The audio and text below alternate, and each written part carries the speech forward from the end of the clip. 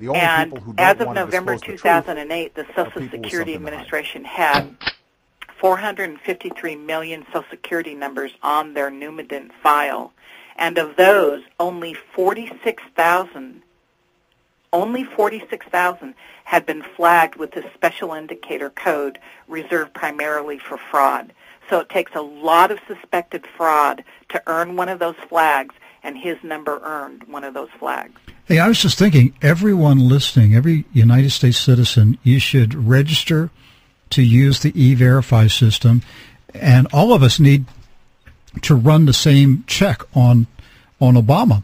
Let the Social Security Administration see tens of thousands of people checking the status of Barack Obama. Let me give you that Social Security number again, this fraudulent number. Let's see, what did I say it was? 042-68-4425. Yeah. Give that out one more time. It should be a song. What's that? Pennsylvania 6578000. 042-68-4425. It should be printed on T-shirts, I think. Hey, that's an idea. Maybe we'll make some T-shirts. And do a little jingle that can be played during the commercial breaks. Well, everybody just, do it. Register at the E-Verify system. Do you know where you go online to register for it? Well, you know how I ended up doing it? One, I would caution people against doing it. You could get into trouble. I could get into trouble. I've been waiting for the other shoe to drop. Why would you get in trouble? Well, legally, I'm sure that they would argue I'm not one of the POTUS's employers. But we are. We could argue. I mean, hey, you want to take me to court on it? I figured I would argue it. I figured it was a legal gray area, and I was willing to argue it. But what ended up happening, and I didn't know this, when I first got on the website, I registered. I've got my registration successfully. And you don't have to actually have employees at the time that you register. You can register if you think you're going to have them in the future or whatever. But when I tried initially to run Obama's data, I found that I needed some stuff from his I-9 form. Well, I used due diligence trying to find his I-9 form, which he's required by law to fill out and give to his employer, but I couldn't find it anywhere. Like with Obama, you can't find any documentation of any kind virtually. So I couldn't find his I-9 form, and so I had to guess, what would be on it, because there are some things on it that I would have to guess at. So it ended up that I kind of got frustrated, left the website. I went back several weeks later. This is on August 17th, because I had read some testimony by someone in front of the Social Security Administration about the self-service section of the E-Verify. I thought it was self-service. It turns out it's called self-check section. And basically, I went to that site and portion of E-Verify, and I entered the data, and then I was forwarded to a screen where I had to answer some security questions. Now, these were security questions that were obviously trying to make sure that this was Obama. And I thought, well, this is kind of odd phrasing, but I thought, well, this is information that would have been on the I-9 form if I had access to it. So I made an educated guess and answered the security questions, and I was forwarded to the next screen, which said, congratulations, you answered them correctly, you can now run your check. So that's how I was able to get through and run the check. I found out afterwards, probably a week or so later, that portion of E-Verify is reserved for employees, not employers, who want to do a dry run and see if the information they entered would be caught by the Social Security Administration E-Verify system as being fraudulent, so that they can, so that they know that they're busted, and so that they won't get caught and try and actually enter it to their employer. for his address, did you use 1600 Pennsylvania Avenue, or did you use the Chicago house that belongs to Tony Resco? 1600 Pennsylvania Avenue. Really? Yes, I did. And as it happens, Washington State is a self-check state, and so is D.C. So that's why it went through. Okay, so we're both self-check. All right. States. So certain things we're certain of that you had the name Barack Hussein Obama. You had his address, 1600 Pennsylvania Avenue, Washington, D.C. We have his birthday. You have his birth date, according to his phony birth certificate online. I had the Social Security number he's using. Yeah. Well, I'm just saying, leaving out the Social Security number, you have all the other things, all the other components, based on information he has put out there publicly. So when the Social Security or when the E-Verify report came back and said a mismatch, then the only thing that could be not right is the Social Security number. Yes. Yes. Sounds fishy, doesn't it? Yes. So what I did actually just on September 25th, as required by law, I am supposed to notify Barack Obama that I got back a notice of mismatch when I ran his information.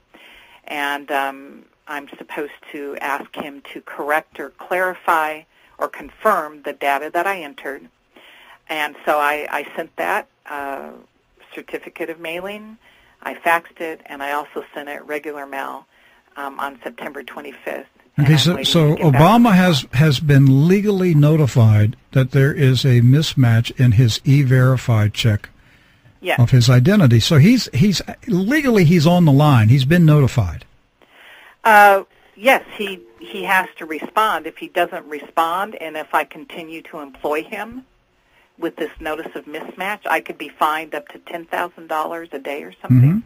So you have legal standing right now in a court of law because you have followed the letter of the law, and you've notified Obama that there's something there are discrepancies in his identity documents.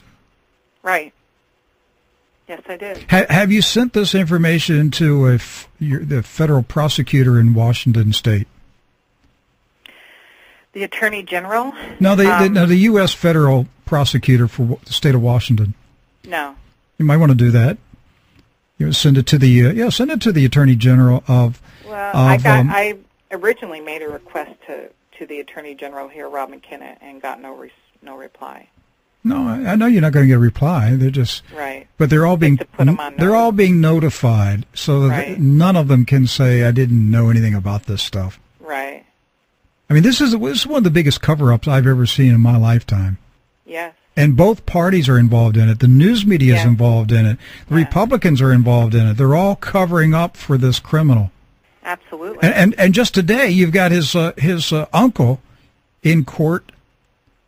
What's his name? Oyando Obama.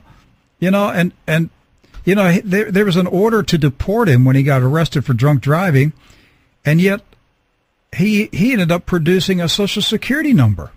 Yeah. Well, why was Immigration Service? Why were they going to deport him if he had a Social Security number? Because he got it from the same people that got his nephew a Social Security number. Right. It's amazing. It's allowed to go on.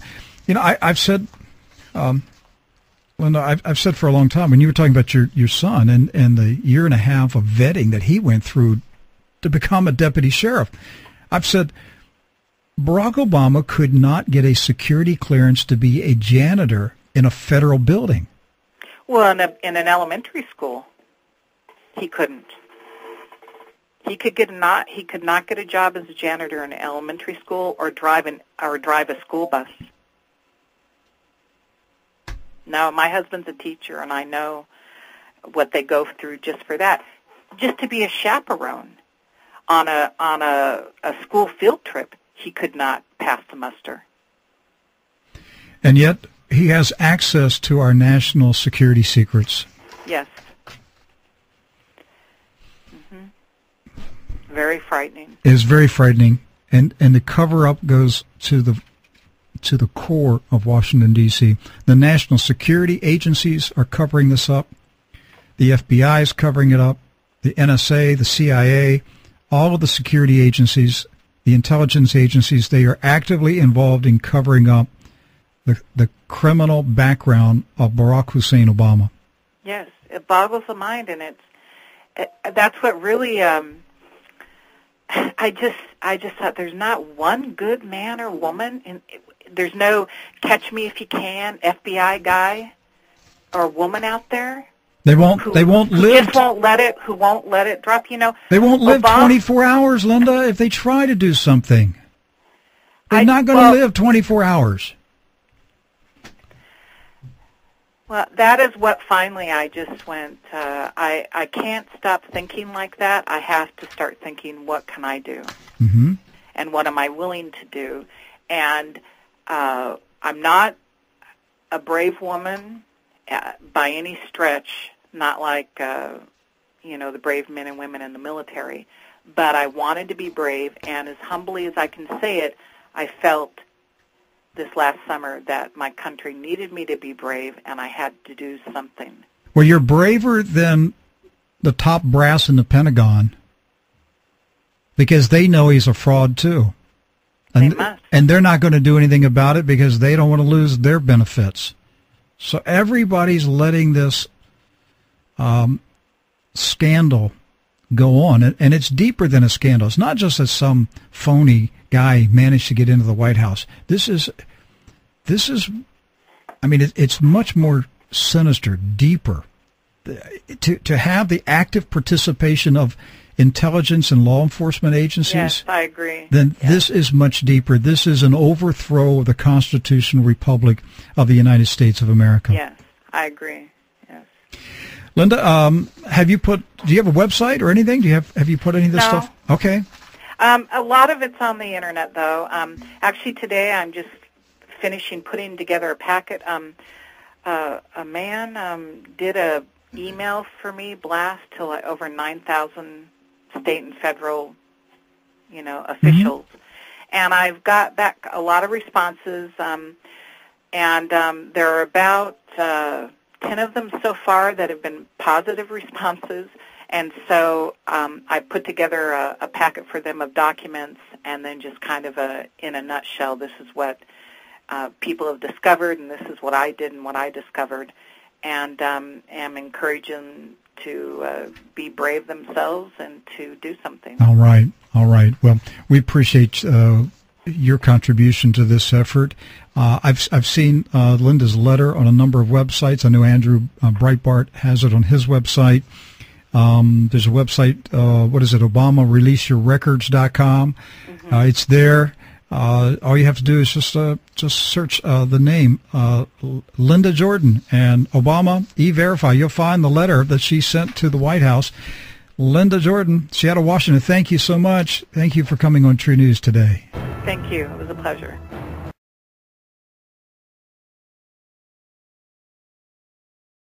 The only people who don't want to disclose the truth are people with something to hide.